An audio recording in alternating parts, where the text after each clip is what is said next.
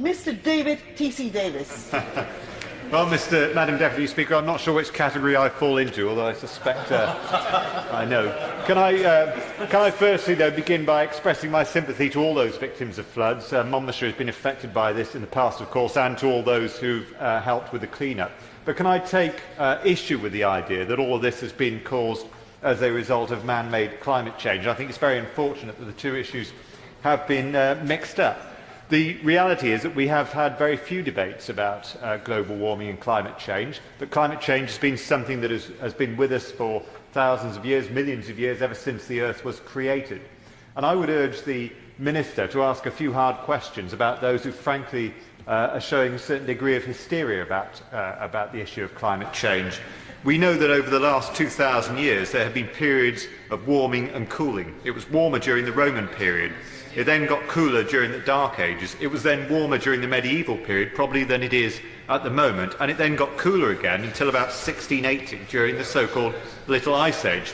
Now, one of the first questions that the Minister ought to find out the answer to is how much of the very small amount of warming that has taken place over the last 2 centuries, and it's about 0.8 degrees, how much of that 0.8 degrees is down to man-made carbon emissions, and how much of it is down to completely natural factors such as the warming that must have taken place as a result of coming out of the Little Ice Age.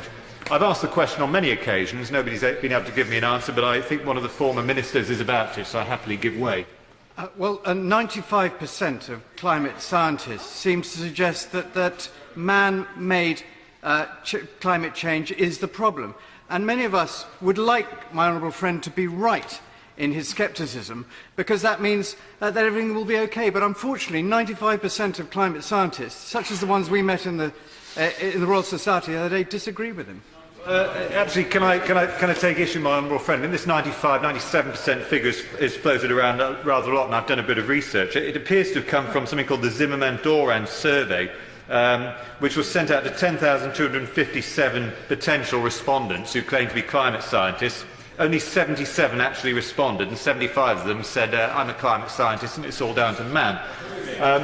If any other honourable members know where that came from, they're welcome to let me know. What is interesting, though, is that the IPCC's most recent summary for policymakers has put out some very misleading statements as well. But on page 17 of the summary for policymakers 2013, they say it's extremely likely that more than half of the increase in global average set temperatures from 1951 was caused by man. But of course, out of that 0.8 figure that we have, only about 0.5 comes from the second half of the 20th century, meaning that if the IPCC are correct, then only just over 0.25 out of 0.8 is as a result of man, which means that more than half of it is due to other more natural factors. Another problem that we have, and the Honourable Lady may wish to ask about, is the lack of firm correlation between the increases in temperature and the increases in carbon emission. We know that even over the last 200 years, there has certainly been a sharp increase in CO2, but there hasn't been a sharp increase in temperatures. They've gone up, they've gone down. They were going down between 1910.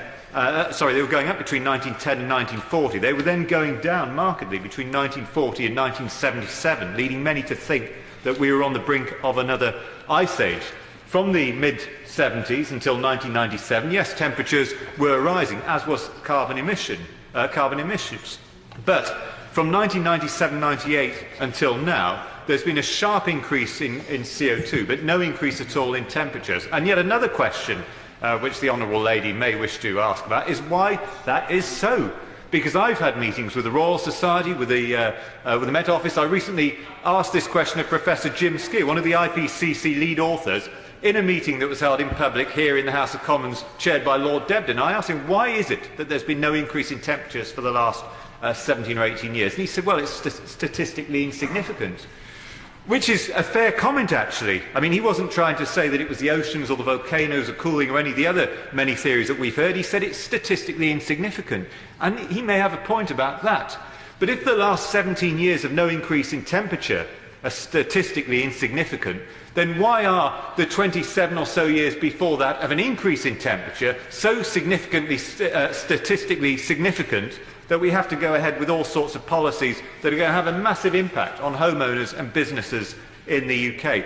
And my final point for the Minister, because I don't think anyone's going to be kind enough to intervene on me, although if anyone wishes to, I shall be more than happy to. Well, thank you very much indeed. I've been waiting. I'll give way to the honourable gentleman, because I always prefer the opposition. It's more fun. Well, he's very generous in giving away. I just want to say, that we all in this House appreciate scepticism, and I'm sure his scepticism is sincere. The problem is that if he spreads this kind of nonsense, what happens is you give an excuse for people not to take action, and it gives comfort to those who want us to do nothing about what is the biggest challenge facing humanity. I appreciate the honourable gentleman's, I think, kind words, but may I just say, I'm just trying to raise questions. If the honourable gentleman wants me to go to my constituents and try and sell policies that are going to push up their energy bills, and that is going to make it more likely that some of them in manufacturing are out of work, I need to have the answers to questions which haven't been given to me yet. Why has there been no warming since 1997? Why is there no correlation over the last few hundred years? You know, what percentage of 0.8 degrees is down to natural factors? These are very important questions. Another one is, why is it, I will give way in a moment, but why is it that of the CO2 that's gone into the atmosphere, why is it that nobody's queried the fact that less than 5% is man-made anyway? People talk about CO2 as some sort of pollutant. It's a perfectly natural gas, and most of it is generated naturally from the earth and the sea. I thank the honourable gentleman for giving way, and we can all talk in different debates and different views about what causes climatic change, but that's no consolation to the people of Cumbria, because the people of Cumbria want to know when the insurance companies are going to pay up. That's the immediate problem. And the people of Cumberland are right to know about that, but they shouldn't have the issue of flooding blamed on something which is unproven, when the impact of the changes that we're going to make are going to affect the people of the whole of the UK. Now, honourable members opposite have been the first to complain about policies which have pushed up energy prices and made it more difficult for manufacturers, such as the steel manufacturers of this country, to make a profit. And some of them have closed down recently, like the ones we saw in Redcar, partly because of the high energy costs. I would say to the honourable lady, with all due respect, the people opposite are not going to support her policies if they lead to an increase in energy prices. She will get attacked by members opposite when steel and other manufacturing plants close. She will get attacked by people for causing fuel poverty when household prices... No, I really can't at the moment.